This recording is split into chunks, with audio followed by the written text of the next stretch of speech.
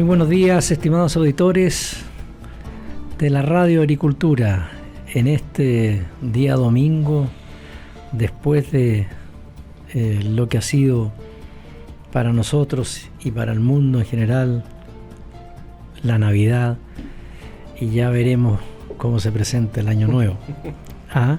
Así que para todos ustedes una muy feliz Navidad, aunque sea tarde, pero la entrevista está los domingos a las 10 de la mañana, acuérdense.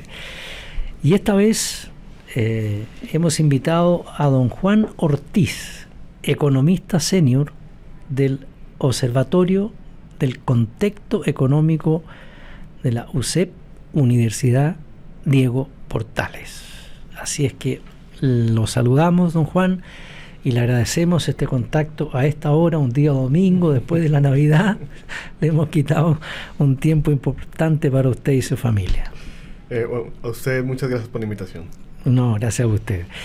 Yo quisiera partir por supuesto, con el balance económico de Chile del 2025, que ya acaba la próxima semana. Entonces, si tuviera que definir la economía chilena al cierre de 2025, en una frase, ¿cuál sería? En una frase, si lo podemos resumir al final, es: la economía rindió más de lo que se esperaba. ¿Rindió más? Sí. Ya. O sea, rindió más de lo que se esperaba. Pero hay gente que dice que no está muy bien la economía chilena. El hecho que rinda más no quiere decir que ese rendimiento sea el adecuado. Ya. ¿Por qué? Porque una cosa es lo que se esperaba hace un año atrás. Sí.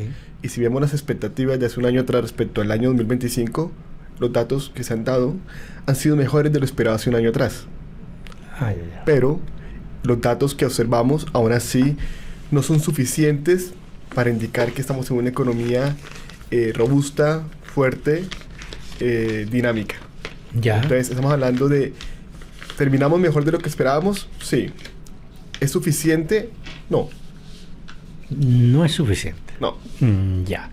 ¿Y Chile llega al cambio de gobierno con una economía estabilizada o solo contenida?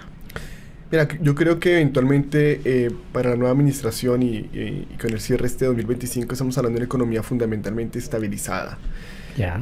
Pero una estabilización que, insisto, no es suficiente para abarcar todo un conjunto de necesidades que tiene el país. Por lo tanto, sí es cierto, hoy tenemos una inflación contenida, tenemos una brecha de actividad virtualmente cerrada, estamos hablando de que las cuentas están relativamente ordenadas parcialmente, es decir, el déficit en cuenta corriente, hay problemas fiscales y problemas de mercado laboral, pero eventualmente estamos en una economía a un pie que es relativamente bueno para el año 2026. Bueno para el año 2026, una buena noticia también. ¿Y qué tan preocupante es que el crecimiento promedio del gobierno del presidente Boric ronde apenas el 2%? Es preocupante porque esto refleja fundamentalmente un crecimiento débil en términos estructurales de la economía chilena. Es decir, si nosotros vemos el Producto Interno Bruto tendencial o potencial de la economía, hoy la capacidad de expansión de la actividad en Chile es poco más del 2% en términos de variación. Por lo tanto, eventualmente, lo que hemos visto en las cifras es que quizás el país está creciendo hoy en torno a un poco menos de la tasa de crecimiento del PIB tendencial. El problema real es que Chile tiene una mayor capacidad de crecimiento realmente. El tema es que por diversas razones, lamentablemente hoy estamos creciendo poco porque la capacidad de expansión de la actividad es relativamente acotada.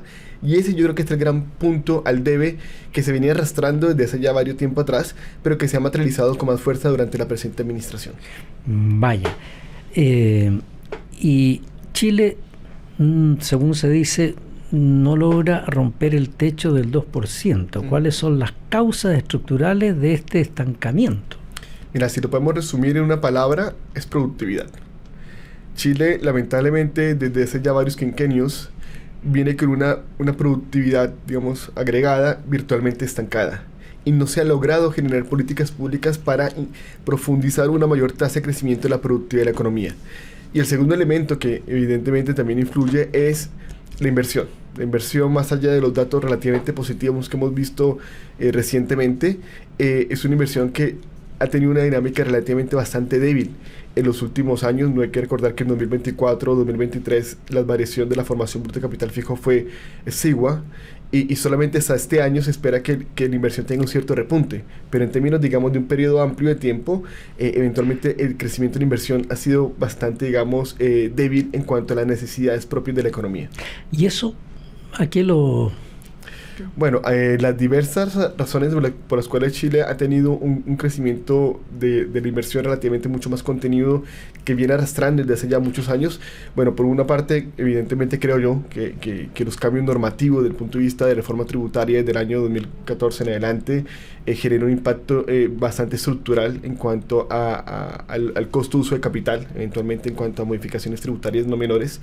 El hecho de que paulatinamente Chile haya cada vez perdido competitividad tributaria en cuanto a incrementar la tasa de impuesto de primera categoría, que hoy estamos en un nivel superior al promedio de la OECD, eso tampoco es algo positivo. Elementos de incertidumbre que se generaron fundamentalmente después del estallido social, procesos constitucionales que fracasaron, todo eso generó mucha incertidumbre, mucho ruido, eso también impactó la inversión, y que también no tenemos un ecosistema adecuado hoy por hoy para potenciar, por ejemplo, todo lo que corresponde a investigación y desarrollo, que es necesario para la economía del país. Y que también, digamos, no se han podido generar una serie de políticas para impulsar la inversión en sectores más allá del sector minero o el sector energético, el cual permanece virtualmente estancado. Entonces, cuando uno mira el tema de inversión, hay múltiples factores que explican, digamos, este relativo poco dinamismo, y que eventualmente y evidentemente el país necesita una serie de cambios que en cierto modo ya se han venido dando parcialmente con todo el tema de permisología, que eventualmente ha sido, digamos, sí, dado que la Comisión Nacional de Evaluación y Productividad levantó ese tema hace ya un tiempo atrás, como que el país se dio cuenta que estábamos teniendo un impuesto día a día con respecto a los costos de transacción para poder impulsar proyectos de inversión a través de permisos sectoriales, entre otros. Y yo creo que eventualmente ya, digamos, hay mayor conciencia en el mundo político y económico sobre la necesidad de tener mayores medidas pro crecimiento, pro inversión. Y esperamos que esto obviamente se materialice más en el año 2026. A propósito de la permisología, con respecto a la permisología, ¿qué dice que avanzaron en inversión? ¿Cierto? Sí.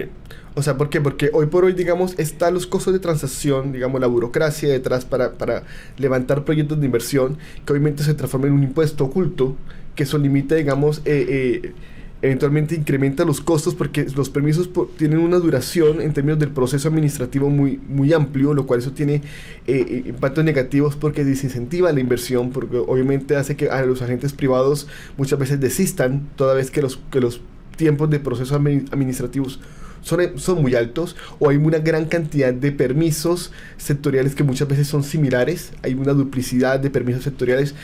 Y por otra parte, y lamentablemente lo que se ha dado en Chile últimamente también es una cierta incerteza en muchos aspectos, cuando por ejemplo se llegan a ciertas instancias de carácter político, como un consejo de ministros, entre otros, que eventualmente para proyectos amplios de gran alcance terminan siendo eventualmente desechados por condiciones más de índole político que de índole económico. Entonces todo eso redunda y es una mala señal para la inversión agregada. A propósito de lo desechado, y con respecto también a la permisología, se dice que avanzaron en inversión, pero la pregunta que se hace, el auditor que está escuchando la Radio Agricultura desde Arica a Punta Arenas, pregunta: ¿y cuándo en educación?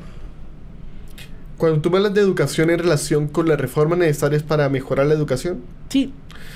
Claro, mira, ese es un gran tema del debe que lamentablemente en Chile, por diversos factores, creo yo, no se ha podido focalizar de la mejor forma. Es decir, Chile y generalmente América Latina ha avanzado mucho en lo que es la cobertura en la educación.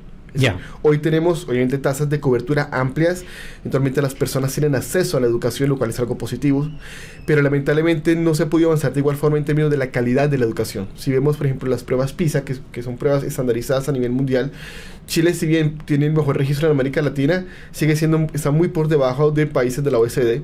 Por lo tanto, las reformas en cuanto a calidad no se han materializado porque se ha priorizado más elementos de financiamiento, por ejemplo, elementos de gratuidad en educación terciaria, y se ha limitado, por ejemplo, la mayor inversión, que eventualmente la que mejor genera un impacto agregado a largo plazo, es en la educación parvularia y en la educación primaria. Entonces, en cierto modo, lamentablemente aquí como que se han invertido un poco el uso de recursos escasos, favoreciendo cierto tipo, digamos, de estudiantes en vez de otros, en términos relativos, y eso ha redundado que eventualmente hoy Chile, digamos, no haya avanzado en cuanto a la calidad de la educación, que hoy por hoy es lo que más necesitamos, una economía cada vez más globalizada, cada vez más integrada, una economía que está sufriendo una revolución con la inteligencia artificial, entre otros, y no estamos teniendo las herramientas educacionales para poder dar respuestas a necesidades que está planteando la economía.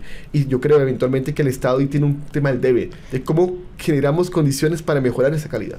Sí, porque la verdad que el tema de la educación es muy importante también. ¿Ah?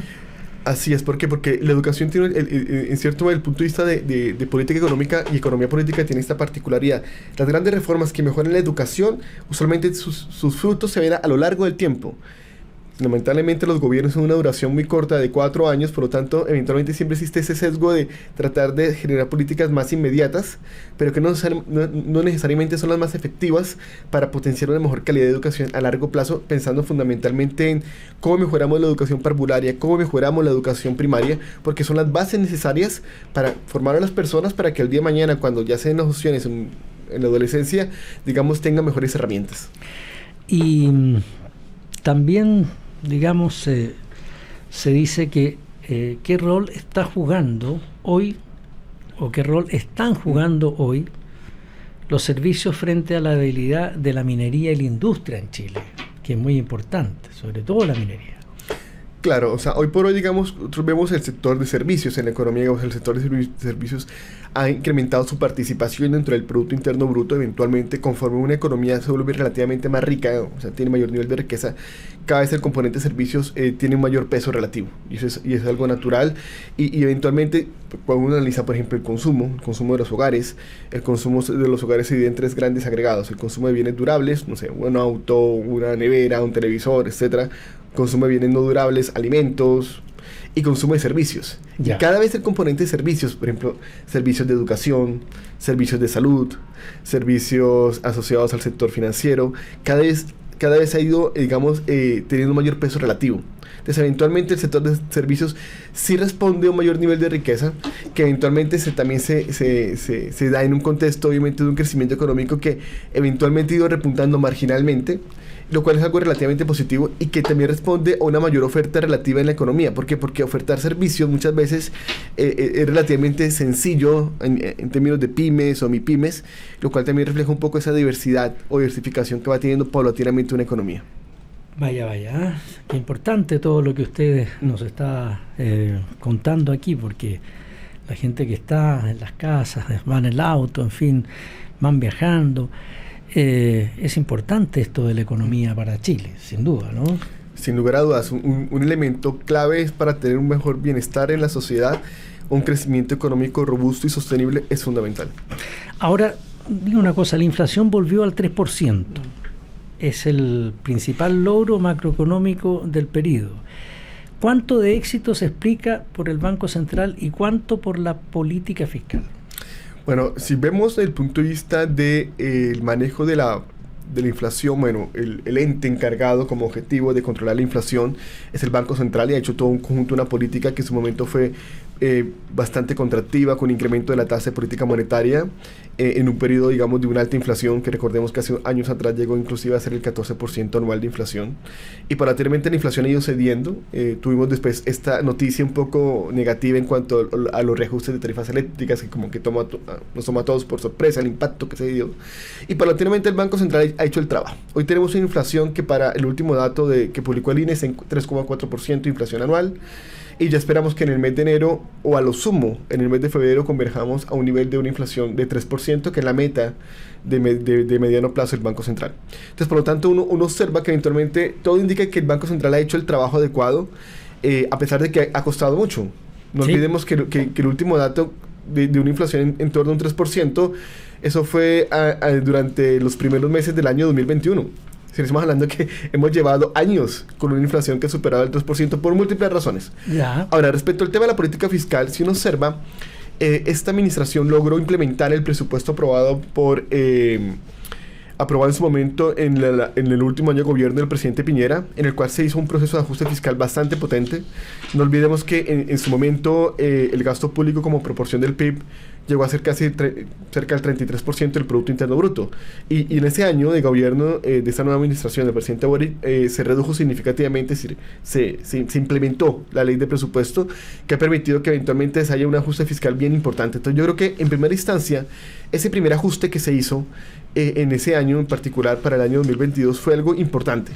¿Por qué? Porque eventualmente fue un ajuste fiscal potente donde esta administración simplemente hizo el trabajo a partir de la ley aprobada en la administración anterior.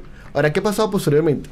Si uno analiza la tasa de crecimiento del gasto en términos reales, en esa administración ha sido relativamente acotada respecto al promedio histórico. Es decir, si nosotros vemos, entre comillas, la presión fiscal en cuanto a la demanda agregada y por lo tanto en precios, uno podría pensar que esta administración eventualmente ha ayudado a través de un crecimiento acotado, relativamente acotado del gasto público en contener la inflación. Vaya, entonces el consumidor aparece más cauteloso incluso en Navidad. ¿Es un síntoma de fragilidad económica entonces? Mira, cuando miramos las expectativas, hay varios elementos. Por una parte, sí, hoy tenemos una economía donde las expectativas de los consumidores y de las empresas han ido repuntando, digamos, relativamente. Y eso obviamente ha estado también asociado parcialmente a un cambio de un ciclo político que se descontaba, por una parte, y también vemos que ha habido una cierta mejora parcial, por ejemplo, de los ingresos salariales, de la masa salarial ha habido cierta mejora, a pesar de la debilidad del mercado laboral, que es un gran punto al debe en esta administración, sin lugar a dudas. Pero desde el punto de vista ya del mes de diciembre, la época de Navidad, sí, eventualmente las últimas cifras han indicado que existe un cierto, digamos, cautela por parte de los consumidores, pero también debo reconocer que los patrones de gasto han ido cambiando. ¿Y por qué lo comento? Porque cada vez estos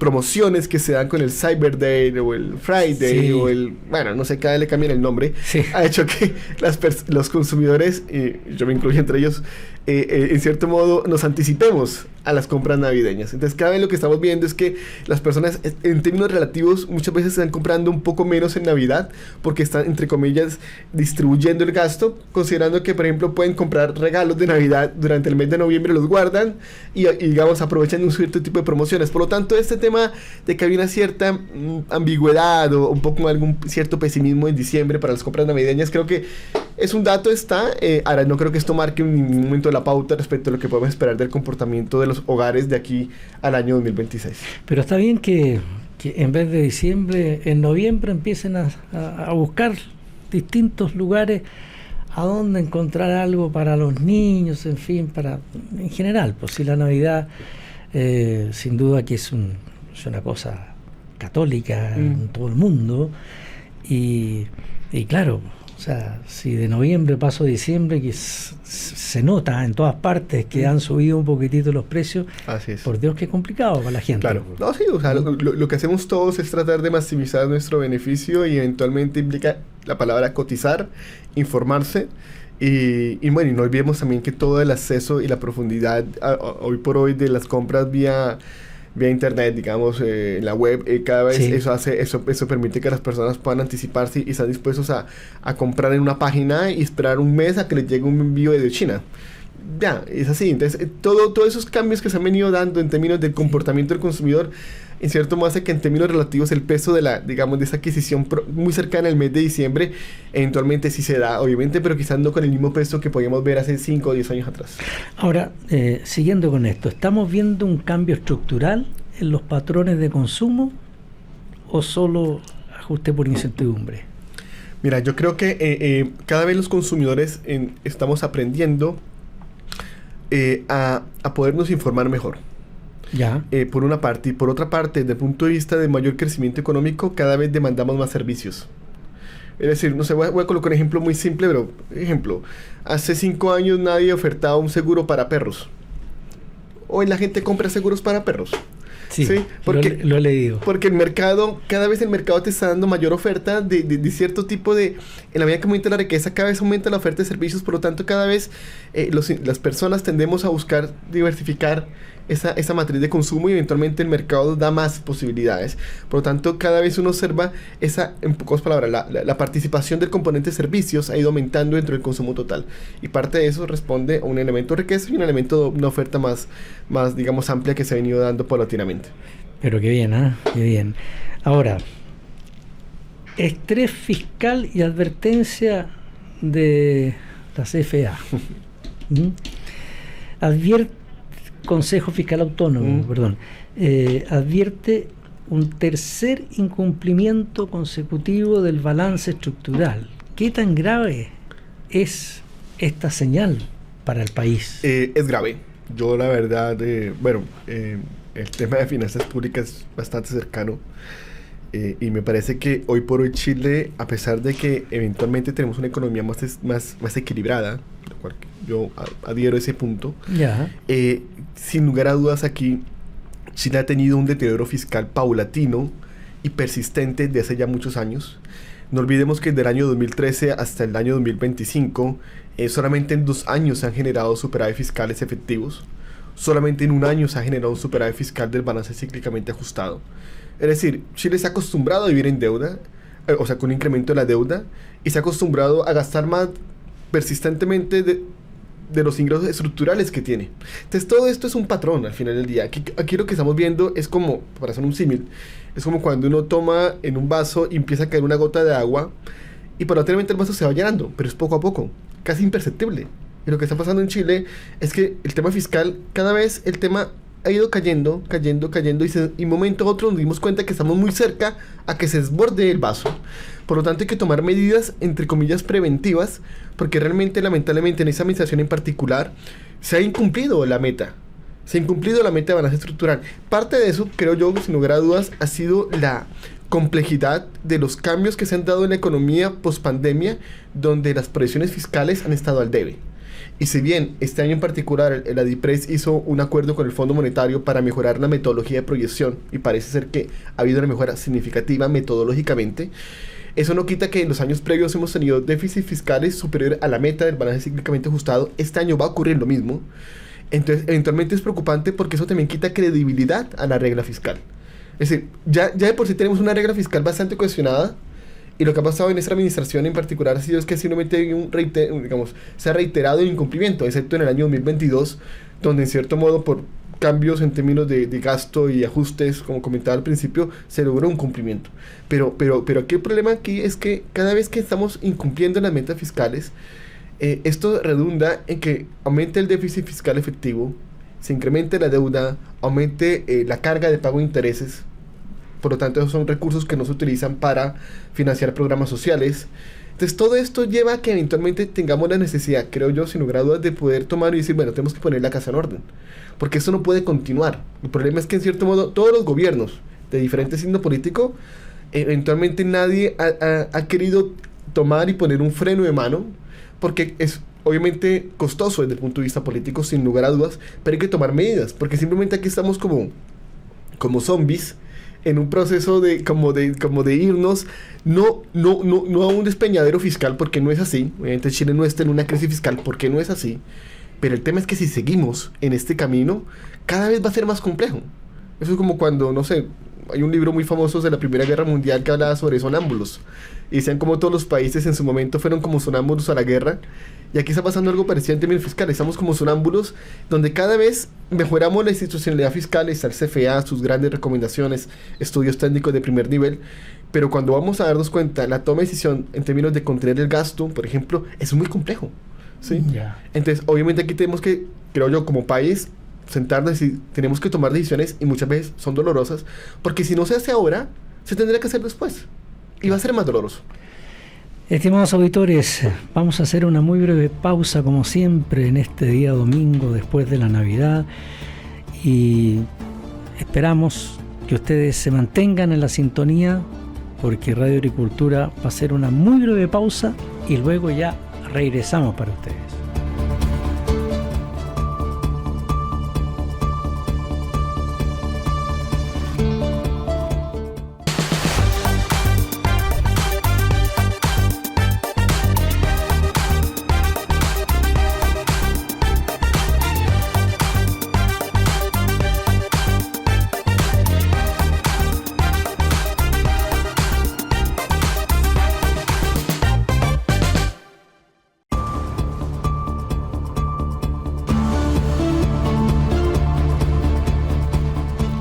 Ya estamos de vuelta, estimados auditores, junto a don Juan Ortiz, economista senior del Observatorio del Contexto Económico OSEC de la Universidad Diego Portales, además.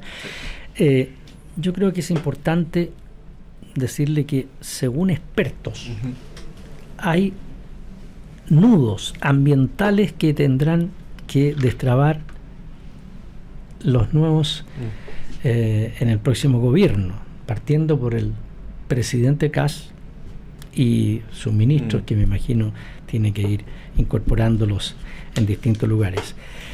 Y le hago esta pregunta porque hay varios sectores económicos que van a tener que destrabar el nuevo gobierno. Claro. Entonces, como ejemplo le doy agricultura, minería o energía. Partamos por agricultura, que es la casa nuestra. ¿Se podrá destrabar? Ojalá que sí, digo yo. Claro, mira, aquí yo creo que ante todo, como todo en la política pública, depende, creo yo, de decisión. Y aquí hay un elemento clave que es tener la capacidad y la muñeca política para tomar decisiones, porque Chile tiene que llegar a acuerdos de alguna forma, y ya sea a través de negociación en el Congreso, pero para eso necesita liderazgo. Y sin lugar a dudas, para destrabar proyectos, para dar señales más claras, por ejemplo, con lo que ha indicado el presidente Kast en cuanto a, digamos, propuestas para los primeros 90 días de buscar un proyecto de ley que permita la reducción del impuesto de primera categoría. Todo esto implica, digamos, negociar. ¿Por qué? Porque eventualmente uno tiene una mayoría ni en el Senado ni en la Cámara. Por lo tanto, yo creo que, claro, a nivel sectorial habrán particularidades, sin lugar a dudas, pero yo creo que cada un poco es el tema de cómo se puede señalizar para el mundo privado principalmente, que el gobierno, en vez de volverse, entre comillas, muchas veces una limitante, sirva como un socio para potenciar la capacidad productiva y de inversión en Chile.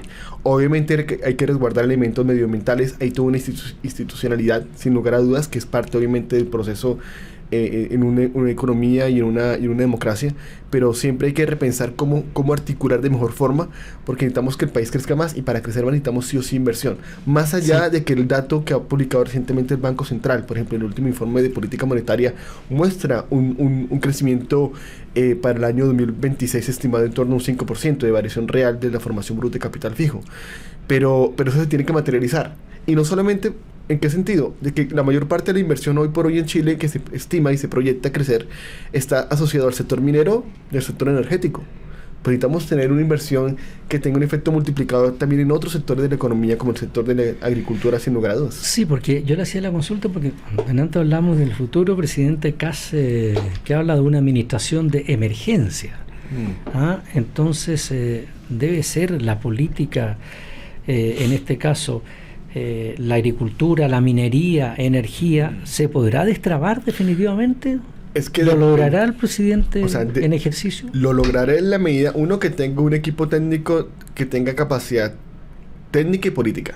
Ojalá, pues. Eso yo creo que es un elemento clave, y lo hemos visto en la historia, obviamente, que no da lo mismo quien está liderando una cartera. Esto hay diferencias sustanciales, y esperemos que nombre a las personas más adecuadas técnicamente, pero no solamente técnicamente. Hay muchos cargos de confianza que se necesitan tener también manejo político de negociación en el Parlamento, por ejemplo, o con autoridades regionales, porque es parte, digamos, del devenir de la política. Sí. Por lo tanto, lo que uno esperaría es que tengan ese tipo, digamos, de personas con esa visión, esa capacidad, porque aquí obviamente implica tomar conjunto de decisiones en diversos aspectos, tanto a nivel agregado como a nivel más sectorial, para poder potenciar estas capacidades del país. Lo llevo a otra consulta. He sabido que surgen críticas al oficialismo, a una reforma encubierta del gobierno con respecto al empleo público. Me explico.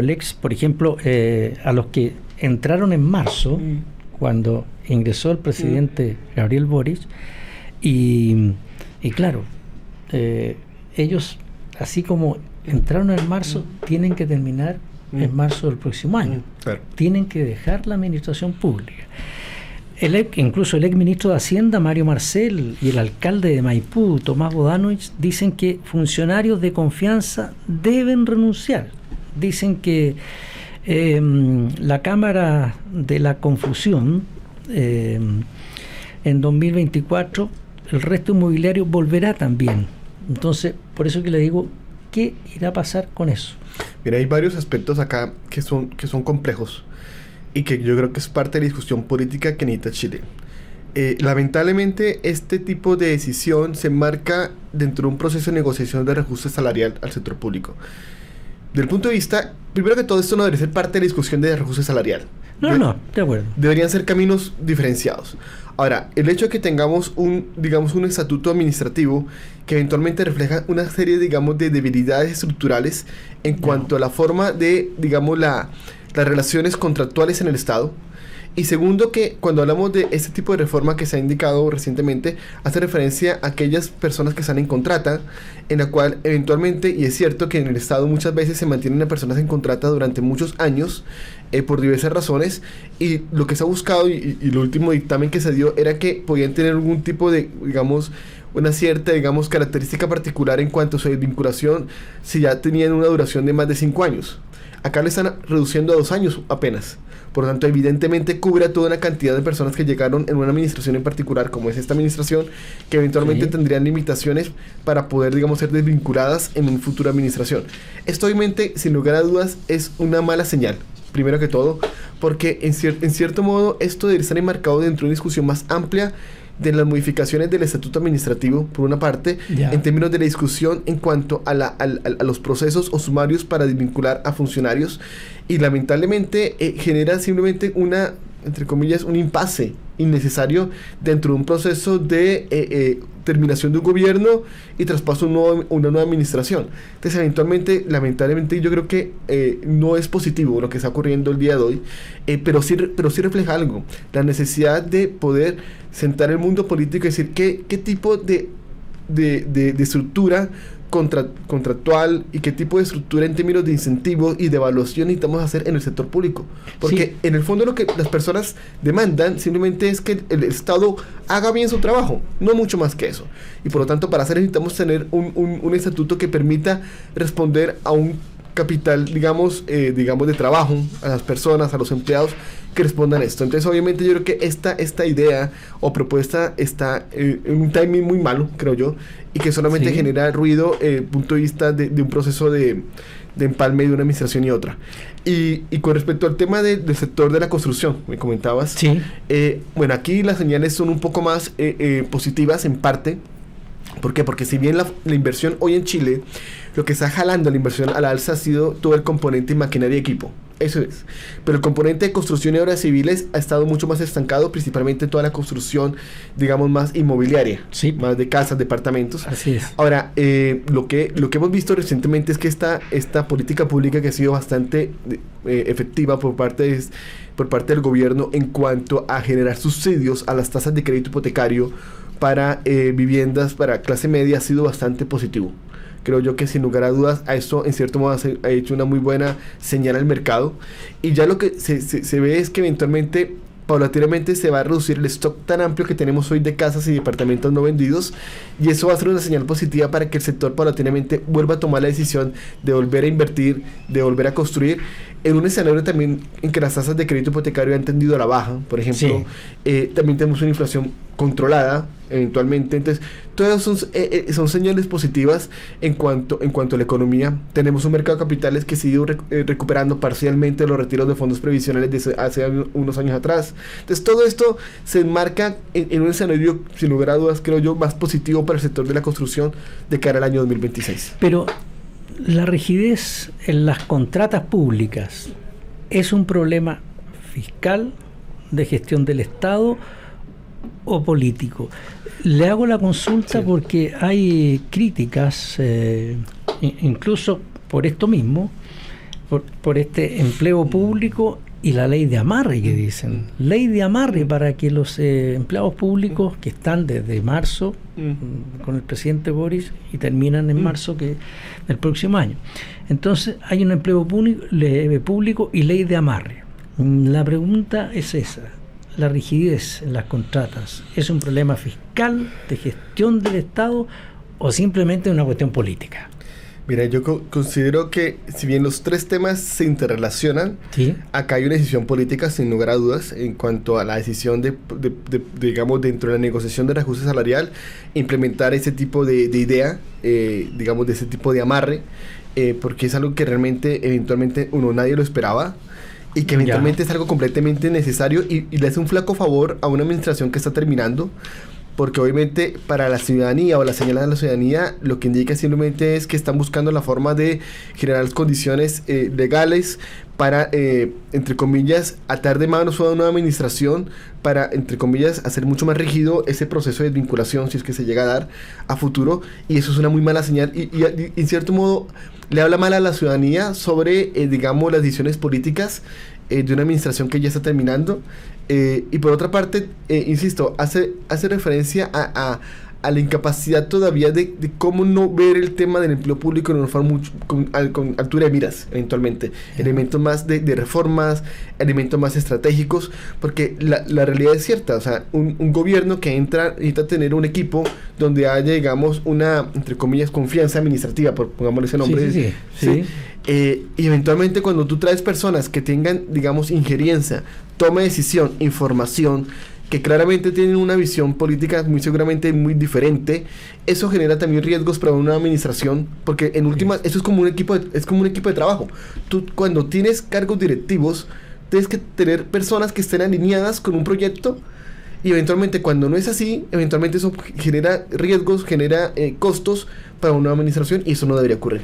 Pero muy breve, porque tenemos que ir a una pausa, pero incluso en el Senado y en la Cámara de Diputados se está viendo esto de que de poder dejar a los que entraron en marzo cuando asumió el presidente Boric. Entonces, no estoy diciendo que de todos los senadores y todos los diputados, pero no se sabe cuál va a ser al final. Claro, aquí depende un poco del proceso de negociación que se dé, pero lo ideal, yo creo es que en este caso ese tema no fructifique al final. Ojalá. Porque realmente la señal es bastante negativa, y hay otra parte no menor, que si se llegase a aprobar esto, hay que pensar que eso le hace un flaco favor a futuro. ¿Por qué? ¿Cuál sería la reacción lógica si esta administración que llega del presidente Kast no logra revertir este proceso, o le cuesta mucho? Lo que va a hacer en 4 años más es hacer lo mismo, ¿sí? Y en 4 años más va a llegar otro gobierno y se va a enfrentar a esta misma dinámica. Por lo tanto, esta señal es, creo yo, perversa, porque realmente debilita la capacidad en cuanto al proceso de ajustes propios. Por supuesto que lo debilita. Entonces, eventualmente yo creo que lamentablemente aquí esta decisión hoy por hoy es bastante negativa, es bastante perjudicial, es tóxica para un proceso digamos, de cambio de gobierno, y también las implicaciones futuras que esto puede llegar a tener. Por lo tanto, ojalá esto no fructifique sin lugar a dudas. Estimados auditores, vamos a hacer una breve pausa y enseguida continuamos con esta entrevista de hoy, hablando de economía. Se acerca el fin de año y es importante saber cómo va a terminar el país en esta forma. Espérenos.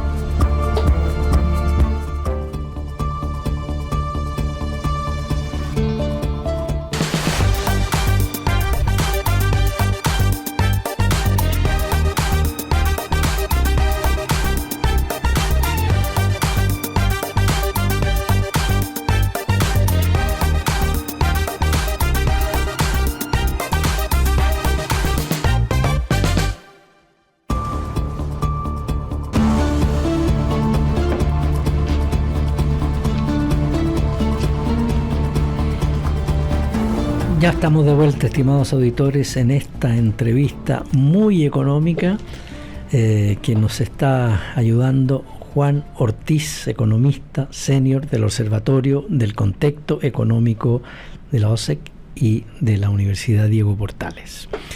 Vamos a hablar ahora ¿le parece?, de deuda, ahorro y sostenibilidad. Ya. Con una deuda pública cercana al 41% del PIB, ¿estamos aún en zona segura o acercándonos a un límite peligroso? Porque ya uno anda más o menos tiritón en esto. Sí, bueno, acá hay varios puntos a considerar. Primero que todo, la reforma de la ley en cuanto a todo el tema fiscal, digamos, en cuanto Actualmente Chile tiene una regla dual de manejo de política fiscal. La regla dual es que tú tienes una meta del balance cíclicamente ajustado que se define durante un periodo de gobierno, y tienes lo que se llama una regla de deuda, en el cual se estipula que el nivel de deuda bruta del gobierno central como proporción del Producto Interno Bruto no puede superar el nivel de deuda prudente. ¿Cuál es el nivel de deuda prudente? Se estima que el nivel de deuda prudente es del 45% del Producto Interno Bruto. Entonces, ¿qué pasa? Que en teoría, si en algún momento en Chile se supera ese umbral, eso llevaría a que automáticamente en el siguiente periodo, en la siguiente vigencia, se tuviese que ajustar de tal forma que se obligase a converger nuevamente por lo menos a ese nivel de deuda, entre comillas, prudente. ¿Y por qué lo comento esto? Porque eventualmente estamos muy cerca del nivel de 45% del Producto Interno Bruto. Hoy por hoy, si uno mira el último informe de finanzas públicas, se estima que estemos para el cierre del 2025 levemente sobre el 42% del Producto Interno Bruto. Entonces, esa es la realidad que tenemos hoy. ¿Y qué indicó, por ejemplo, en el mes de mayo, cuando el CFA hizo un informe al Congreso, que fue bastante cuestionado en su momento por el ministro Marcel? El CFA ya levantaba varias alarmas, y en el cual decía, mire, si nosotros mantenemos el comportamiento promedio de déficit fiscales que se han venido dando en los últimos años en promedio, que es en promedio el 2% del Producto Interno Bruto, en el 2027 vamos a superar el nivel de deuda prudente. 2027. Eso fue el marco que hizo el CFA. Entonces uno diría, y por eso lanzó una serie de advertencias, etcétera. Había una discusión con ese momento con el ministro Marcel.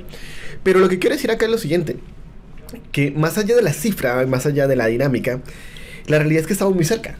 Ese es el punto. Y el punto es que si en Chile no se toman decisiones en cuanto a la dinámica del gasto público y en cuanto al balance fiscal, posiblemente en 1 o 2 años más, o en 2 años más o 3 años más, puede que ocurra. Si bien las proyecciones fiscales, si uno mira el informe de finanzas públicas de los últimos trimestres, la trayectoria es que en la práctica es como que hoy estamos en un nivel de deuda en torno al 42% del PIB y se mantiene relativamente estable. Estable. Ahora, dicho eso, y está bien, pero al fin y al cabo son proyecciones. ¿Sí? A lo que voy es que en últimas, aquí lo relevante es cómo se vislumbra la trayectoria del gasto público. Y si uno mira el crecimiento del gasto público proyectado, por ejemplo en el último informe de finanzas públicas, estamos hablando de un gasto público que debería crecer a cifras menores al 2% en términos reales en promedio. Es decir, un gasto fiscal bastante contenido en cuanto a su crecimiento. Para que tengamos una cierta estabilización de la deuda. Entonces, lo que te quiero decir aquí al final del día es que hoy por hoy, en cierto modo, hay muy poco margen de gasto, no hay dinero, y tenemos que gastar eventualmente creciendo muy poco ese gasto a lo largo del tiempo para que ese escenario no se materialice de una deuda que supere el nivel de umbral del 45%. Entonces, todo ese escenario lo que nos dice es que tenemos una estrechez fiscal bien potente, una debilidad fiscal evidente. Y por lo tanto, es necesario, como comenté en su momento, tomar decisiones en cuanto a gasto, en cuanto a ingreso y en cuanto a la necesidad de que el país crezca más. Por lo tanto, hoy por hoy, insisto, estamos en una situación de debilidad de finanzas públicas, no estamos en una situación de sostenibilidad fiscal, porque no es así. No es que Chile vaya a dejar de pagar honrar sus obligaciones, o que el país entre en default. Eso no va a pasar. No es el escenario, no estamos en crisis económica, no es así. Pero sí estamos en ese proceso paulatino de deterioro que nos está acercando paulatinamente esto. Y las proyecciones nos dicen, que las proyecciones, si uno le pregunta al ministerio, dice, no, la deuda se va a mantener en torno al 42%. Sí, se mantiene así, pero bajo un escenario de un crecimiento del gasto bastante contenido. Y eso eventualmente puede que se dé, puede que no se dé. Sí, eso voy. Entonces, yo creo que aquí hay que ser bastante cuidadoso, porque hoy por hoy creo yo que uno de los elementos de riesgo, y no solamente en Chile, sino a nivel mundial, es la deuda. Y en las finanzas públicas. Es ver el caso de Estados Unidos, ver el caso de China. O sea, hoy la deuda pública es realmente el gran, entre comillas, riesgo sistémico que hay a nivel mundial, porque simplemente la deuda pública se ha aumentado bastante, y más post-pandemia, en casi todos los países del mundo. Ahora, ¿fue un error reducir con tanta fuerza el Fondo de Estabilización Económica y Social? Buena pregunta. Muy buena pregunta. El primer punto es lo siguiente. Chile logró, a través de su arquitectura fiscal, lograr a través del Fondo de Estabilización y el Fondo de Reservas de Pensiones, unos ahorros significativos, principalmente en el superciclo del precio del cobre. Cuando llegó la crisis subprime 2008-2009, el país tenía capacidad y utilizó parcialmente esos ahorros para mitigar el impacto negativo. Ya se continuó, ya el precio del cobre ya tuvo una menor dinámica, ya empezamos a tener persistentemente déficits fiscales, por lo tanto estos fondos no se incrementaron realmente, y llega la pandemia y evidentemente era necesario hacer una política fiscal contracíclica porque eventualmente la economía se interrumpió, lo que uno puede llamar el circuito económico se interrumpió porque simplemente tú rompiste la demanda, rompiste la oferta porque dejaste a la gente en casa. Claro. Y rompiste el circuito económico o un incremento brutal de la cesantía, del desempleo, etcétera. Todos lo sabemos, todos lo vimos. Sí. Entonces la pregunta, ¿tenía sentido hacer un esfuerzo como Estado? Era evidente, era necesario, ¿sí? Desde el punto de vista de hacer una política fiscal contracíclica, significativa, y se generaron todo un conjunto de herramientas, el FOGAPE, el IFE, toda una serie de elementos, pero eso tenía un costo. Ya. Eso no era, o sea, en economía nada es gratis. Por lo tanto, eventualmente se tuvieron que hacer, por una parte, tener un impulso del gasto significativo, lo cual llevó a que se tuvo que financiar. Como había ahorros en su momento, se tuvieron que utilizar estos fondos. ¿Sí? Sí. Porque eventualmente era utilizar esos fondos o endeudarse más. Entonces, aquí la primera pregunta es, en el fondo diría, ¿era necesario incrementar tanto el gasto público? Y ahí es donde empieza un poco el elemento un poco más complejo. ¿Por qué? Porque si uno lo mira desde el punto de vista más, digamos, efectivo, lamentablemente, por ejemplo, el IFE, que fue la principal política, en cierto modo llegó un poco tarde. Uno, porque primero se trató de focalizar y después se expandió quizás en forma mucho más amplia de lo que debería. Yeah. Eso nos llevó a un déficit fiscal que superó el 7% del Producto Interno Bruto durante 2 años. Nos lleva a esa acumulación de estos fondos. Por lo tanto, eventualmente, creo yo que el punto complejo es, ¿era necesario realmente generar tal nivel de gasto a través de ese tipo de política? Quizás de pronto puede haber sido un poco más contenido. Y lo comento porque la contrapartida es la desacumulación de los fondos, digamos, de activos del Tesoro Público. Sí, pero, perdón que lo interrumpa, pero lo que pasó también al sacar plata de la pensión, que lo hicieron muchos chilenos en esa época. Sí. ¿Se acuerda usted? Sí, claro. Estaba acá ya. Sí, claro. El retiro de fondos. Sin lugar a dudas. Eso fue, creo yo, que ha sido la peor política pública que se ha implementado en Chile. Qué tremendo, ¿no? Fue un error brutal. Yo creo que lamentablemente, bueno, por características políticas, daba una coyuntura muy compleja post-estallido social. Aquí en Chile lamentablemente se dio un parlamentarismo de facto que llevó a que muchos parlamentarios de muchos signos políticos, ¿no? Sí. Se subieran a como un poco como esta. Chile sufrió como una especie como de, creo yo, como de enfermedad, no sé, muy extraña, ¿sí? Donde muchos... Dígalo nomás. Una enfermedad un poco extraña donde en cierto modo las personas que tenían que tener la capacidad de pensar en el país y en las necesidades concretas, pensando no solamente a corto plazo, sino a largo plazo, las voces que pensaban eso fueron pocas. Y todos se subieron en un cierto, creo yo, populismo económico, porque fue así, un populismo económico, porque era redituable electoralmente, y también porque era una forma, también, digamos, de el Parlamento de imponer su visión ante un poder ejecutivo debilitado por diversas circunstancias. Sí. Y esto lamentablemente llevó a una política pública extremadamente perversa, porque lo que la gente no alcanza a percibir hoy, y que yo creo que todavía no se alcanza y no se ve mucho, porque todo el mundo habla del efecto en la inflación, en el efecto en la UEF, en el efecto en las tasas de largo plazo, pero a ver, el principal costo es que la gente se sacó recursos que eran para sus pensiones y se lo consumió. Así es. Entonces al final del día aquí lo que hicimos fue sacrificar bienestar futuro cuando muchos, o sea, las personas lleguen a la vejez y van a tener simplemente, en términos comparativos, un nivel de riqueza o de ahorro mucho más bajo, producto de una política pública que fue muy mal implementada hace 15, 20 años atrás, cuando esas personas se vayan a pensionar. Sí. Y es una cosa que yo creo que no se le ha tomado el pulso, porque lamentablemente aquí ese populismo económico llevó a esa perversa política que después eventualmente se limitó. Pero era impresionante observar, inclusive durante la presente administración, cómo durante varios parlamentarios seguían insistiendo en retiros de fondos previsionales con una miopía económica brutal después de darse cuenta de los impactos y también darse cuenta, por ejemplo, del impacto obviamente la inflación en Chile vivió no solamente fue por los retiros, o otras razones estructurales, pero parte del incremento de la inflación se debió a ese shock tan fuerte de consumo privado y demanda agregada, y no debemos olvidar que el mayor impuesto, el impuesto más regresivo que existe en una economía se llama inflación, porque afecta a las personas de más bajo ingreso. Entonces, realmente fue, digamos, lamentable, y yo creo que va a pasar en los anales de la historia económica, cómo el mundo político tuvo una fiebre, una esquizofrenia, creo yo, y generó un costo real para las personas. Así es, y así es el momento en que nos pilló la hora. Le vamos a agradecer a don Juan Ortiz, economista senior del Observatorio del Contexto Económico, la OSEC, y la Universidad Diego Portales. Don Juan, muchas gracias por estar aquí. Yo sé que le quitamos a lo mejor un poco de tiempo con su familia después de la Navidad, en fin, que es tan bonito, ¿ah? Esas horas cuando uno está esperando al nacimiento de Jesús, ¿ah? Así es que muchas gracias, y los esperamos el próximo domingo, ¿ah?